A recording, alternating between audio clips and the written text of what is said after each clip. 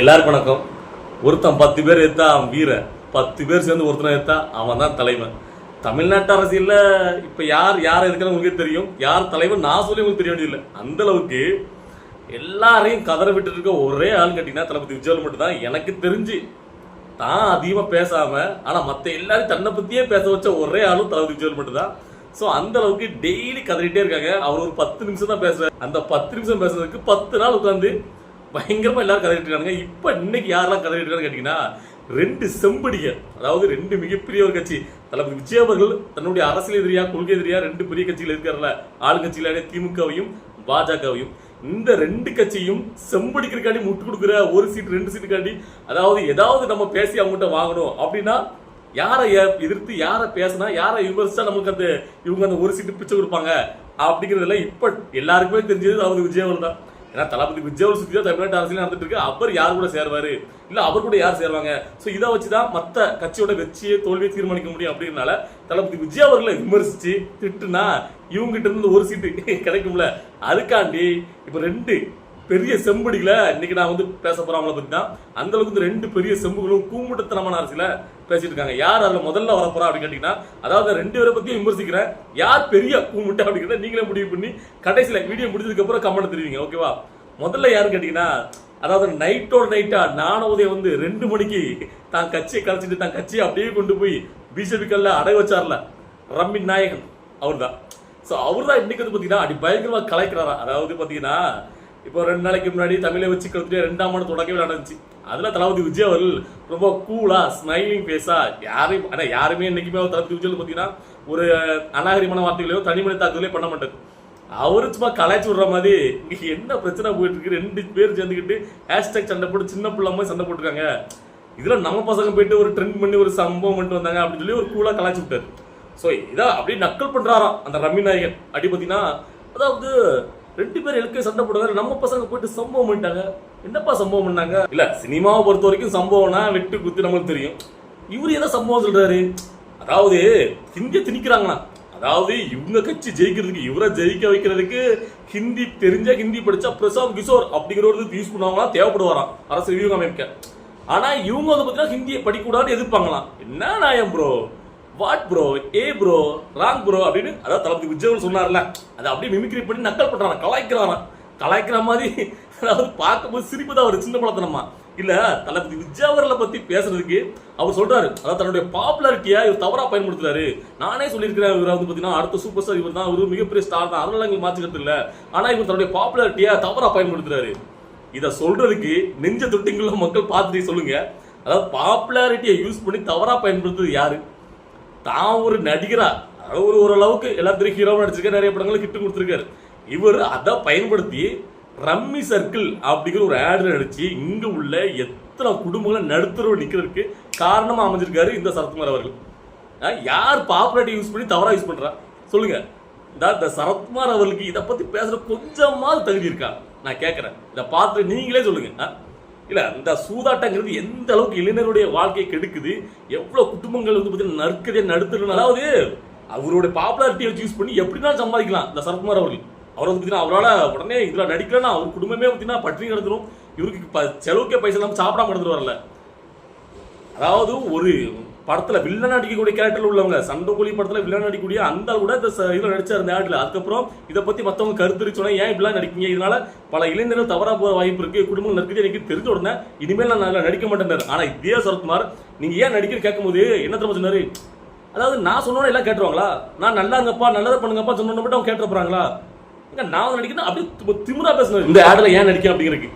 So அந்த அளவுக்கு பாப்புலாரிட்டியை தான் ஹீரோவா இருந்து அந்த பாப்புலாரிட்டி யூஸ் பண்ணி தான் பணம் சம்பாதிக்கிறக்காண்டி, தான் சுகமாக்காண்டி இளைஞர்கள் எப்படி போனாலும் சரி தமிழ்நாட்டு இளைஞர்கள் அப்படிங்கிற ஒரு தற்குத்தனமா யோசிச்சு இந்த ஆடுல ரம்மி சர்க்கிள் ஆடுல நடிச்சு சம்பாதிச்ச இந்த சரத்குமார்லாம் தளபதி விஜய் அவர்களை பத்தி பேசுறதுக்கு என்ன தகுதின்னு கேட்கிறேன். அவரு தனக்காக, அது ஆரம்ப காலகட்டத்துல இருந்து தனக்காக தான் படம் உடம்புதெல்லாம் போஸ்டர் ஊட்டி கட் அவுட் வச்சு வாழ்க வாங்க கோஷம் போட்டு அப்படியே கொண்டாடின அந்த ரசிகர்களுக்கு ஒரு குடும்பம் இருக்கு, ஒரு வாழ்க்கை இருக்கு. நாம உயர்ந்த நிலைக்கு வந்துட்டோம், பணம் பேருக்கும் சம்பாதிச்சிட்டோம், அந்த மக்களுக்கு ஏதாவது திருப்பி ஒரு அங்கீகாரத்தை கொடுப்போம், அவங்களே அரசியல் ரீதியாக கட்டமைப்போம் சொல்லிட்டு அரசியல் கட்சி ஆரம்பிச்சு இவ்வளவுக்குள்ள, அதாவது ஆட்சியில திமுக மேல பாஜக கொடிக்கிட்டு இருக்காங்க, அவங்க 2 பேரும் எதிர்த்து அரசியல் செய்யறாங்க அப்படின்னு சொல்லி முதல் மாட்டு மேலே தைரியமா சொன்னவர். தெம்பு திருச்சியில் உள்ள தில்லனாலு. அவர் பாப்புலாரிட்டியை வச்சு தவறா பேசுறாராம். இவரே பாத்தீங்கன்னா ஒரு ஸ்டார்டிங்லாம் பாத்தீங்கன்னா சாதிய கட்டமைப்பு வச்சுதான் இவர் வந்து அரசியல் பண்ணிட்டு இருந்தாரு. ஸோ ஏன் வந்து சாதிய கட்டமைப்பு வச்சு ஒரு அரசியல் பண்றா நான் சொல்ல வரேன்னா, இதுக்கு அர்த்தப்பட ஒருத்தர் வராரு, அவரை பத்தி பேச போறேன். அவர் அப்படிப்பட்ட ஆளுதான். சரியா? அப்படி இவங்கெல்லாம் பாத்தீங்கன்னா ஒரு குறுகிய வட்டத்தில் அடைக்கப்பட்டவங்க. அதனால இவங்களால எங்கேயுமே ஜெயிக்க முடியாது. ஸோ ஜெயிக்க முடியாது தெரிஞ்சு இவங்களை நம்பிட்டு இருந்த அந்த கட்சிக்காரங்க இவ்வளவு வருஷம் இவர் வந்து ஏதாவது பண்ணுவாரு, இவர் எப்படியாவது ஒரு சீட்டு வாங்கி நினைச்சிருந்தாங்கல்ல, அவங்க வாழ்க்கையில அடவிக்கிற மாதிரி பிஜேபி தன் கட்சியை கழிச்சுட்டு அங்கே போய் ஜாயின் அடிச்சாரு. அப்படி போயிட்டு செம்படிச்சவர் இவர் வந்து பாத்தீங்கன்னா தளபதி விஜய் பத்தி பேசார். அவருக்கு பேச தெரியல, அவருக்கு வந்து நான் தெரிஞ்சுக்கிட்டு பேசணும், உங்ககிட்டலாம் கேட்டு பேசுற அளவுக்கு தளபதி விஜய் இல்லை. உங்க முட்டு கொடுக்குற வேலையா நீங்க இப்ப தளபதி விஜய் பத்தி பேசினாலும் அவங்களுக்கு வந்து பாத்தீங்கன்னா ஏதாவது ஒரு சீட்டு கொடுப்பாங்க பார்க்கலாம். ஸோ இதுக்கப்புறம் நம்ம யாரை பத்தி பேச போறோம், யார் கதர்னதுக்கு பதில் கொடுக்க போறோம் அப்படின்னு கேட்டீங்கன்னா, திமுகவோட பயங்கரமான ஒரு செம்படியாக மாறிட்டு வரக்கூடிய கூவத்தூர் நாயகன் கருணாஸ் அவர்கள்.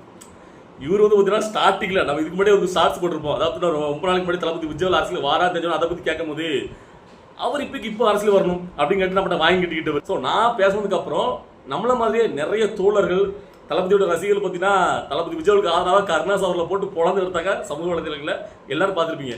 உடனே தெரியாதனமான நம்ம வந்து வாயை கொடுத்துட்டோம், தெரியாதனமா தொட்டுட்டோமே அப்படின்னு சொல்லிட்டு அதுக்கப்புறம் சைலண்ட் ஆனவர் தான். அதுக்கப்புறம் தளபதி விஜய் பத்தி யார் கேட்டாலும் அதை பத்தி பேசவே மாட்டாரு. ஆனா இன்னைக்கு ரொம்ப நாள் கழிச்சு முதலமைச்சர் ஸ்டாலினோட பிறந்தநாள் மேடையில இன்னைக்கு ஆரம்பிச்சிருக்காரு. ரொம்ப நாள் கழிச்சு தளபதி விஜய் நக்கல் அடிச்சு என்ன பேசுறதுன்னு கேட்டீங்கன்னா, அதாவது இங்க வந்து புதுசா வந்திருக்காங்க பாசிசம் பாயசம் பேசிக்கிட்டு ஒரு பாதரசம் வந்திருக்கு. அதாவது அந்த பாதரசம் என்னைக்குமே மக்களோட ஒட்டே ஒட்டாது, அது வந்து நச்சுத்தன்மை வந்தது. பாதரசம் வெள்ளியும் உருக்கும் தங்கத்தையும் உருக்கும் உருகு கலவை, ஒரு நச்சு பொருள், அதை மக்களே வெறுத்துருவாங்க ஒதுக்கிடுவாங்க அப்படிங்கிற மாதிரி நக்கலா டையாண்டியா பேசியிருக்காரு இந்த கூவத்தூர் நாயகன் கருணாஸ் அவர்கள். இவரை பத்தி நான் ஒன்றும் பெருசா சொல்ல வேண்டியதில்லை. இவர் யாரு எப்படிப்பட்டவரும் உங்களுக்கு தெரியும். அதாவது கேட்டீங்கன்னா நான் சொல்றேனே, அதாவது பசுமன் முத்துராமலிங்க தேவர் ஐயா இருக்கார்ல, அவர் என்னைக்குமே அதாவது ஜாதியை பார்த்து பலவரன் சண்டாளன் அப்படி சொல்லியிருக்காரு. அது மட்டும் இல்லாம அதாவது ஒருத்தன் ஒழுக்கத்தால் தான் உயர்ந்தவனே தவிர ஜாதியாலோ மாத்தாலோ அல்ல அப்படின்னு சொன்ன மிகப்பெரிய ஒரு தேசிய தலைவர் தான் அது வந்து பசுமன் முத்துராமலிங்க தேவர் ஐயா. ஸோ அவருடைய ஒரு போட்டோவையும் அவருடைய இதையும் வச்சுக்கிட்டு அந்த சமுதாயத்துக்கு நான் நல்லது பண்ண வந்தவன் அப்படிங்கிற மாதிரி அந்த ஒரு சாதியை வச்சு ஒரு அரசியல் பண்ண தெரியுமா நிறைய பேர் பண்ணிட்டு இருக்காங்க. அதுல முழுக்க முழுக்க நான் ஜாதி அரசியல் தான் பண்றேன்னு சொல்லிட்டு அந்த ஜாதியை பயன்படுத்தி தான் சுயலாபத்துக்காக பயன்படுத்துவாங்கல்ல, அதை ஒருத்தர் இவரு. இவங்கெல்லாம் முன்னாடி நின்று பேசுறதுனாலதான், அதாவது ஒரு ஜாதிக்கு முன்னாடி ஒருத்தர் நின்றுகிட்டு அந்த ஜாதியை பத்தி பேசி பேசி இவங்க தான் இதை வந்து ஜாதிக்கு உண்டான அடையாளம் மாதிரியே மாத்திக்கிட்டு இருக்காங்க இங்க சில பேர். ஸோ அதனாலதான் அந்த ஒட்டுமொத்த மக்களின் கருத்தாக இவங்க வந்து பேசுறதை நினைச்சுக்கிட்டு முன்னாடி போய் நின்றுக்கிட்டு அதாவது முத்துராமலிங்க ஐயா வந்து பார்த்தீங்கன்னா சரியான ஒரு வார்த்தை சொல்லியிருப்பாங்க. அதாவது கெட்டவன் ஜாதியை பயன்படுத்திக்கிடுவான், நல்லவனை ஜாதி தேடி போய் ஒட்டிக்கும். ஸோ அந்த மாதிரி தான், அதாவது நல்லது பொண்ணு நினைக்கிறவங்களுக்கு ஜாதி மதம் எதுவுமே தேவைப்படாது. ஆனால் அதை தான் சுகோபமாக வாழ்றதுக்கு என்ன பண்ணுவாங்க கேட்டிங்கன்னா, அதை வச்சுக்கிட்டு நான் அவங்க சொல்லிட்டு இங்கே போயிட்டு இந்த மாதிரி இந்த கட்சிகள் இருக்குல்ல, திராவிட கட்சிகள் போயிட்டு ஒரு சீட்டு 2 சீட்டுக்காண்டி அந்த மொத்த அந்த சமூகத்தையும் அட வைக்கிற மாதிரி. ஸோ நான் அவங்களுக்கான பிரதிநிதி நான் தான், அவங்க ஓட்டெல்லாம் நான் வாங்கி தந்துடுவேன் அப்படின்னு சொல்லிட்டு இதெல்லாம் ஒரு பழப்பு. ஸோ இப்படி ஜாதியை பயன்படுத்திய தான் சுயபோகத்தை அடைச்சிக்கிற இந்த கருணாஸ் அவர்லாம் தளபதி விஜய் பத்தி பேசுறதுக்கு என்ன தகுதின்னு நான் கேட்கிறேன். சொல்லுங்க. அவர் முழுக்க எந்த ஒரு குறிப்பிட்ட ஜாதிக்குமோ எந்த ஒரு குறிப்பிட்ட மதத்துக்குமானவரே கிடையாது.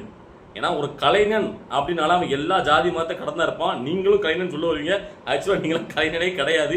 நீங்களும் செம்படியில மாதிரி ரொம்ப நாள் ஆயிட்டு இந்த முட்டு கொடுக்கறது, அதுக்கு முரட்டு முட்டா கொடுக்கறது, இதெல்லாம் ஒரு பழப்பா. சரி. ஸோ தளபதி விஜய் அவர்கள் அவர் வந்து பார்த்தீங்கன்னா எல்லா மக்களுக்காகவும் தன்னை தூக்கி வச்சு அழகு பார்த்த மக்கள் யாரு என்ன ஜாதி என்ன சமூகம்லாம் பார்க்கறது கிடையாது. அந்த மக்களுக்காகவே உண்மையிலேயே அரசியல் பண்ண வந்திருக்கிறாரு. ஸோ அதனாலேயே நம்ம அவருக்கு சப்போர்ட் பண்ணுவோம். ஏன்னா மற்றவங்கள்லாம் தனக்குன்னு ஒரு ஃபேஷன் இருக்கு, தனக்குன்னு ஒரு சந்தோஷம் இருக்கு, நான் வந்து பணம் சம்பாதிச்சிட்டேன் பேர் விட்டுருக்கேன், எனக்கு தொல்லலாம் வேண்டாம் சொல்லி பாதி பேர் நீங்க உங்க வாழ்க்கையை பாருங்க அப்படின்னு சொல்லிட்டு போன இடத்துல பாதி பேர் இன்னுமே பார்த்தீங்கன்னா புகழ் உச்சத்தை இருக்கும்போது அதை பயன்படுத்தி இன்னும் சம்பாதிச்சிட்டு இருக்காங்க. 3 தலைமுறை 4 தலைமுறை கோடி பணம் சேர்த்துட்டு இருக்காங்க. ஸோ அப்படிலாம் பண்ணாம தெளிவான ஒரு அரசியல், குடும்ப அரசியல் நான் எதிர்த்து வரேன், என் குடும்பமே அரசியல் இருக்கக்கூடாது, தான் அப்பாவாகட்டும் மகனாகட்டும் யாரையுமே இது சம்மந்தப்படுத்தாம ஒத்தே நான் வரேன், என் மக்கள் இருக்காங்க அவங்களை நம்பி நான் வரேன்னு சொல்லிட்டு ஒரு மனுஷன் என்ன நம்ம வந்தா என்னென்ன பண்ணுவாங்க இங்க அப்படின்னு சொல்லிட்டு எல்லாமே தெரியும்.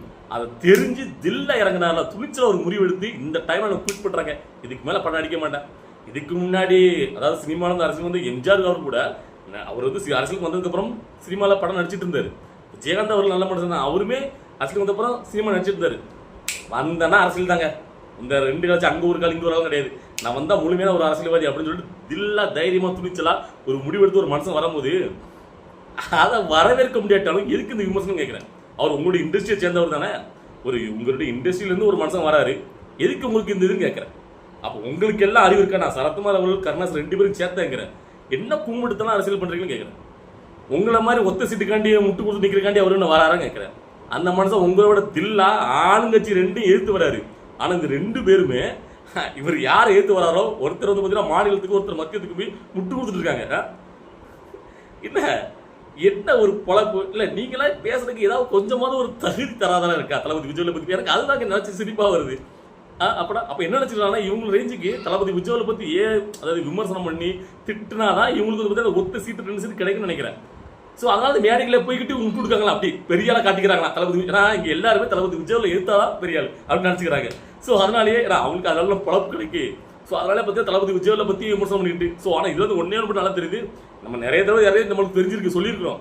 தளபதி விஜயை பற்றி பேசாமல் இனிமேல் தமிழ்நாட்டு அரசியல் யாரும் பேச முடியாது அப்படிங்கிற நிலைக்கு தளபதி விஜய் கொண்டு வந்து. அதுதான் உண்மை.